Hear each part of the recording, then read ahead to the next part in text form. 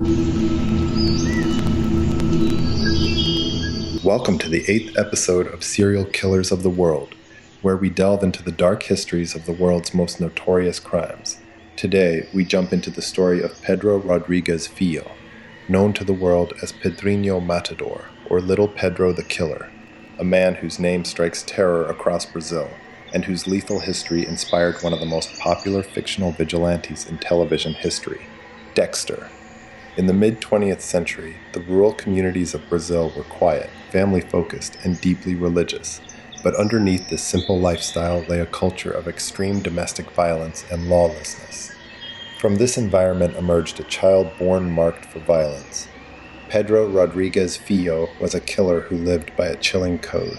He claimed to target only those who had crossed a line, acting as a vigilante who cleaned up the streets and the prison cells.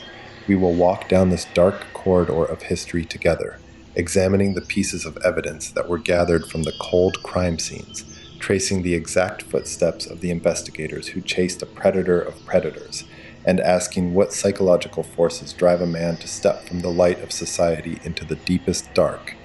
Hold on tight.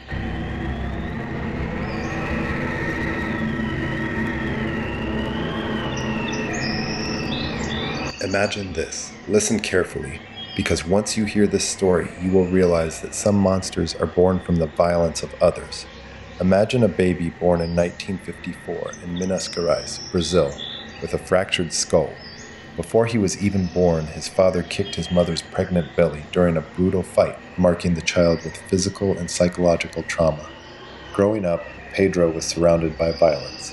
At just 14 years old, he made his first kill.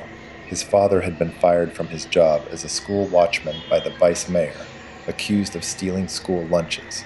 Infuriated by the injustice, Pedro waited outside the city hall with a shotgun, shooting the vice mayor dead.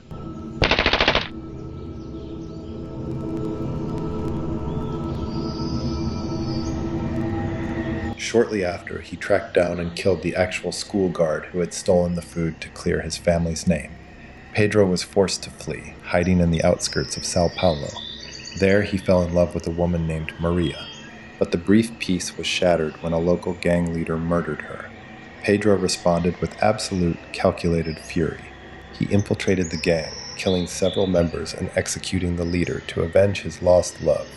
By the age of 18, before he was even legally an adult, Pedro had accumulated over 10 bodies, leaving a trail of blood that was only beginning. The local authorities were completely unprepared for a teenager who hunted criminals with such precision. Every gang in Mogi das Cruzes lived in fear of this young vigilante. The police chased leads, but the shadow moved faster, leaving only empty shells and executed criminals in the dust. I'm your host, and for the next 5 minutes, we are stepping into the mind of a hunter who only killed other killers.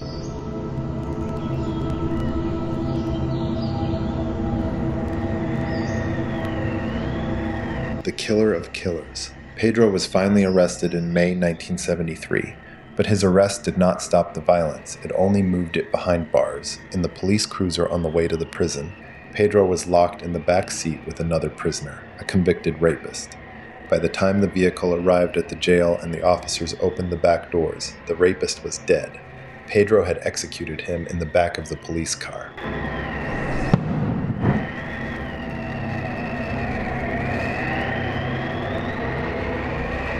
Once inside the state penitentiary, Pedro turned the prison into his personal hunting ground.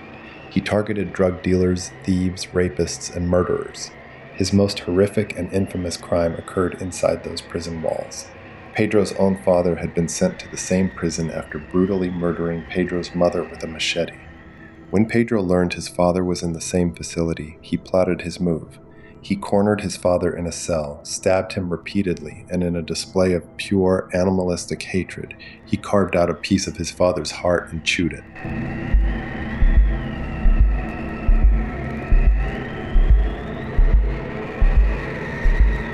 Pedro claimed that killing criminals was a public service. In prison, he was a legend, feared by inmates and guards alike. He survived multiple riots and assassination attempts, killing any inmate who tried to attack him. During his incarceration, he killed at least 47 other inmates. His total body count is estimated to be between 71 and over 100 victims. His knuckles were tattooed with the words, "I kill for pleasure."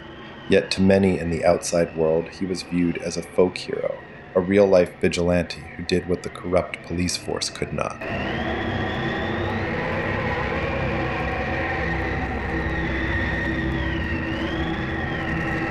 The real-life Dexter. Pedro Rodrigues Filho's bizarre code of execution, only targeting those who had committed crimes themselves, would become the direct inspiration for the hit television series Dexter.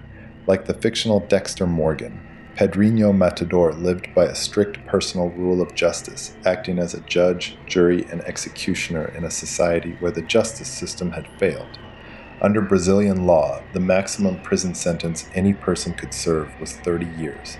Despite being sentenced to over 120 years for his crimes, Pedro was released in 2007. He walked out of prison a free man. After a brief rearrest for minor offenses, he was released again in 2018.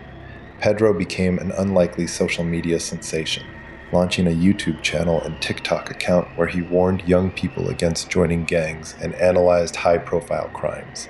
He claimed he had changed, but his violent past eventually caught up with him. On March 5, 2023, Pedro was standing outside his sister's house in Mogi das Cruzes when a car pulled up. Two masked gunmen stepped out, shot him multiple times, and slit his throat before fleeing.